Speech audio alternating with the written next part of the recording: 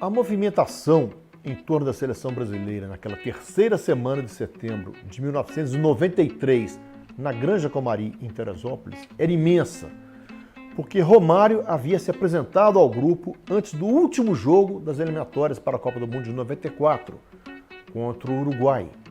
Em meio às várias reportagens sobre os encontros anteriores entre essas duas seleções, principalmente o de 1950, em que os uruguaios ganharam a Copa aqui no Maracanã, de virada por 2-1, apareceu na Granja Comari um ilustre cidadão, Moacir Barbosa, o goleiro de 1950, fazendo uma visita à seleção brasileira. Era sua primeira ida à concentração da equipe.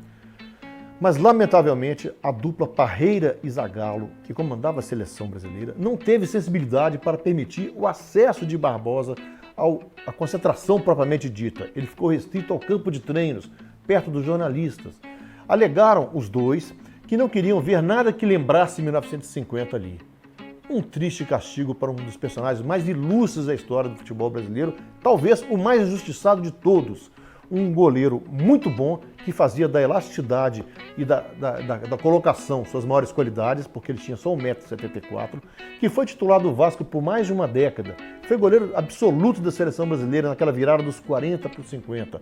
E que falhou sim, falhou como outros falharam na final, naquele gol do Gigia, que deu o título ao Uruguai. Mas foi um gol que pode ser atribuído mais à esperteza do Gigia também, que colocou a bola entre a trave e o goleiro. Quando ele percebeu que alguém e que eu tinha saído também para cortar o centro, ele chutou a bola para gol para desencargo de consciência.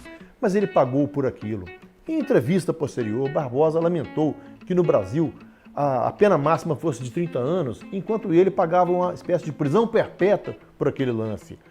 Ele foi castigado também por um conto célebre do Paulo Perdigão, um programador de filmes da Rede Globo, que deixou de ir ao Maracanã depois daquela final de 50, desiludido com a derrota. Ele criou um conto, Anatomia da Derrota, que mostra um personagem, e ele, vivido pelo Antônio Fagundes, num documentário que foi feito, num curta-metragem, indo ao Maracanã naquele dia para avisar o Barbosa para não levar o gol do Gigia. Ele consegue entrar no campo, chega atrás do gol com a máquina fotográfica, e quando o Gigia pega a bola, ele resolve avisar e grita: "Barbosa!"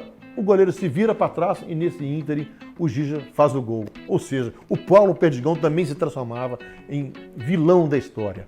Pois bem, o Barbosa pagou por isso. Desiludido com a disfarçatez de Parreira e Zagallo, ele decidiu ir embora do Rio de Janeiro.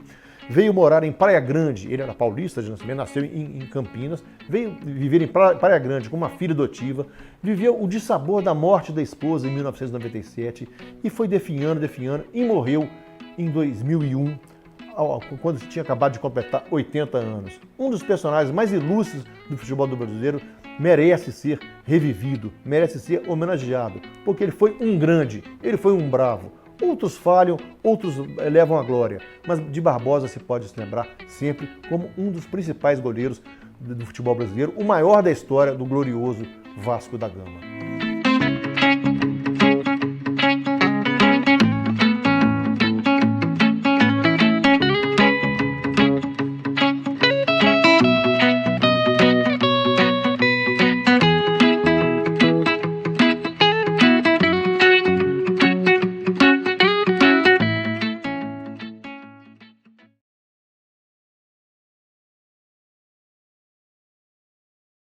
Di testa, allora evidentemente eccolo qui Ronaldo, Ronaldo, le finte, poi cade però prima di entrare nel rigore. Attenzione, attenzione in ginocchio, ginocchio destro.